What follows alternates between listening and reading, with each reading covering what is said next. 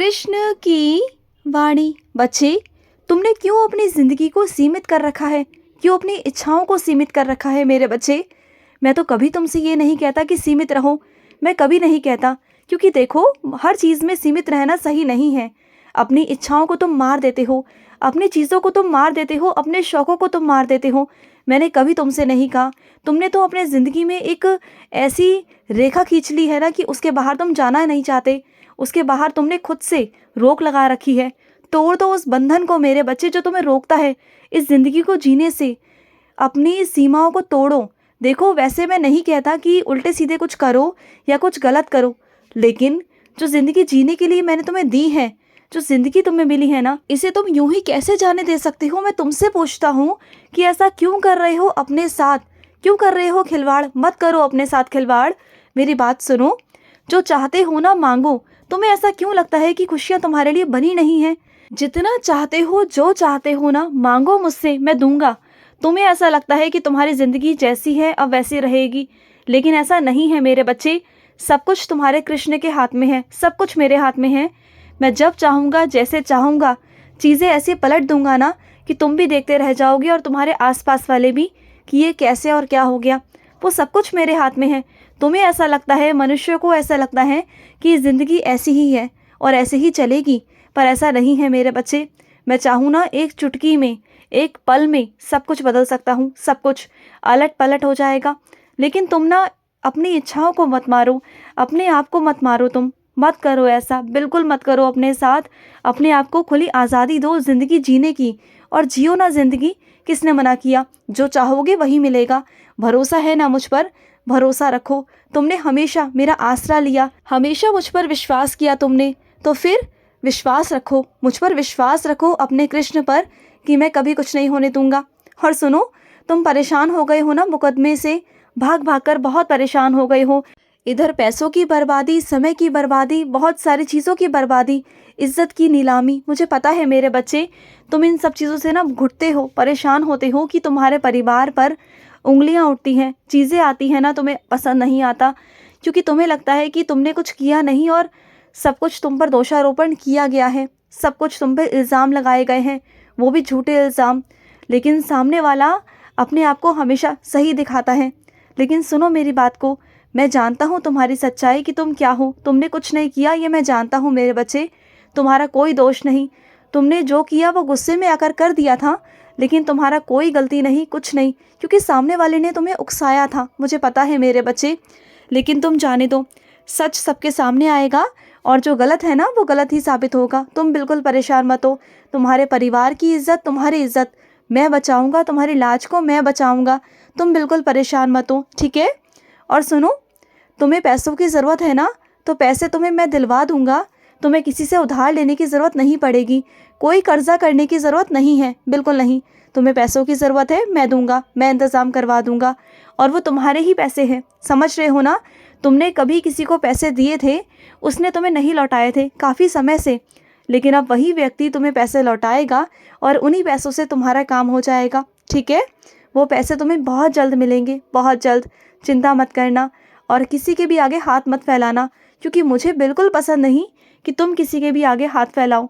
अगर मांगना है मुझसे कहो, मुझसे आकर मांगो ना, मुझसे कहो, मैं दूंगा तुम्हें, ठीक है?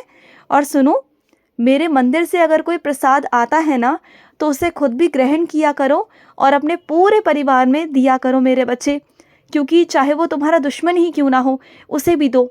अगर वो मेरा प्रसाद खाएगा ना, तो उसका मन बदल जाएगा तुम्हारे प्रति, उसके मन में तुम्हारे भाव बदल जाएंगे, तुम्हें देखने का नज़रिया और चीज़ें बदल जाएंगी मेरे बच्चे। और सुनो, मुझे समझ में ये नहीं आता कि तुम इधर उधर की बातों में अपना समय व्यर्थ क्यों करते हो? क्यों करते हो ऐसा? मत करो ना। बल्कि ये बात तो तुम भी अच्छे से जानते हो कि जो तुम बातें कर रहे हो, अपना समय व्यर्थ कर रहे हो, इससे तुम्हारे भविष्य पर कितना बड़ा असर पड़ेगा, जानते हो ना? तो फिर तुम जानबूझकर ये गलती कैसे कर सकते हो? देखो, अपने भविष्य की सोचो। बात करो, मैं बात करने को मना नहीं करता, लेकिन एक समय पर, कुछ समय, 10 मिनट, 15 मिनट ऐसा बनाओ कि जिस समय पर तुम बात करो, मुझे पता है तुम्हारे मन को भी शांति की ज़रूरत है। जब तुम किसी से बात करते हो तुम्हारा मन हल्का होता है, मुझे पता है। लेकिन क्या है ना, काम के समय पर काम करो, बात के समय पर बात करो। अच्छी बात है, लेकिन अगर काम के समय पर तुम बातें कर रहे हो तो ये तो बहुत गलत है ना मेरे बच्चे। फिर तुम कभी भी ढंग से कुछ नहीं कर पाओगे, तुम्हारा काम भी पूरा नहीं होगा। फिर क्या करोगे? फिर तुम डांट सुनोगे, हाँ ये करोगे ना। और सुनो मेरी बात को, जो इंसान गलत है और वो तुम पर उल्टे इल्ज़ाम लगा रहा है, झूठे इल्ज़ाम लगा रहा है, और तुम परेशान हो गए हो, तो तुम चिंता मत करो, सारा सब कुछ सिमट जाएगा। जितना भी सब कुछ फैला हुआ है ना चीज़ें, वो सब सिमट जाएंगी। तुम्हें कुछ हाथ पैर मारने की ज़्यादा ज़रूरत नहीं और ना ज़्यादा परेशान होने की ज़रूरत है, क्योंकि सामने वाले की गलती है, सामने वाले को खुद एहसास होगा, वो तुमसे खुद आकर माफ़ी मांगेगा। तुम परेशान मत हो, लेकिन इस वक्त सिर्फ़ और सिर्फ शांति का पाठ लो। शांत हो जाओ, बिल्कुल शांत, जैसे कि तुम हो ही नहीं, क्योंकि तुम्हारे शब्दों से उसे फ़र्क नहीं पड़ता, लेकिन तुम्हारी खामोशी से उसे फ़र्क पड़ेगा मेरे बच्चे, तुम देखना। और वो कुछ ऐसी गलतियां भी करेगा जानबूझकर, तुम्हें उकसाने की कोशिश करेगा, तुम्हें बुलवाने की कोशिश करेगा कि तुम बोल दो, गुस्से में आकर तुम कुछ ना कुछ बोल दो, क्योंकि वो तुम्हारी कमी को जानते हैं कि जब तुम्हें गुस्सा आता है ना, तब तुम चुप नहीं बैठते, तब तुम कुछ उल्टा सीधा कर बैठते हो और बाद में तुम्हें पछतावा होता है। तो वो तुम्हारी कमी पर वार करेंगे, लेकिन तुम्हें अपनी कमी को बाहर नहीं आने देना। इस वक्त तुम्हारी कमी तुम्हारी ताकत होनी चाहिए। समझ रहे हो ना मेरी बात को? समझो, अगर तुम्हारी कमी बाहर निकल आई ना तो सब कुछ बेकार हो जाएगा। बात को समझना, ठीक है? और सुनो, तुम्हें खरीदने का बहुत शौक है ना चीज़ें, तुम्हें जिस चीज़ का बहुत शौक था तुमने खरीद लिया, लेकिन क्या तुमने पहना? नहीं पहना, बस खरीद कर रख लिया। ऐसा थोड़ी होता है मेरे बच्चे। मैं हमेशा मना करता हूँ कि पैसों की बेफिजूल खर्ची मत किया करो, लेकिन जब तुमने ले ही लिया है तो उसे पहनो ना। क्यों तुमने समेट समेट कर रखा हुआ है? जब मुझे और दिलवाना होगा तो मैं और भी दिलवा दूंगा ना। पहना करो, पहन कर ख़त्म करो ना मेरे बच्चे। समेट समेट कर रखते रहते हो चीज़ों को। पहले लेने का शौक़ है, फिर रखने का शौक़ है, लेकिन पहनने का शौक़ तुम्हें बिल्कुल भी नहीं। और हाँ, अपने कपड़ों को ना किसी को ना दिया करो और ना किसी के कपड़े खुद पहना करो, मत किया करो मेरे बच्चे। बहुत सारी चीज़ें ऐसी हैं जो तुम्हें नहीं करनी चाहिए, समझ रहे हो ना? चाहे वो तुम्हारा कितना भी कोई अपना हो, साफ साफ मना कर दो कि ना तुम दोगे और ना लोगे, ठीक है? और सुनो, इस बार जब तुम मेरे मंदिर आओगे ना, तो मंदिर आते वक्त एक काम करना, एक नारियल लेकर आना और नारियल ला कर मेरे मंदिर में आकर फोड़ना। आधा नारियल तुम मुझे चढ़ाकर जाना और आधा नारियल तुम अपने घर लेकर जाना। तुम भी खाना और अपने पूरे परिवार में खिलाना, ठीक है? ऐसा करना तुम।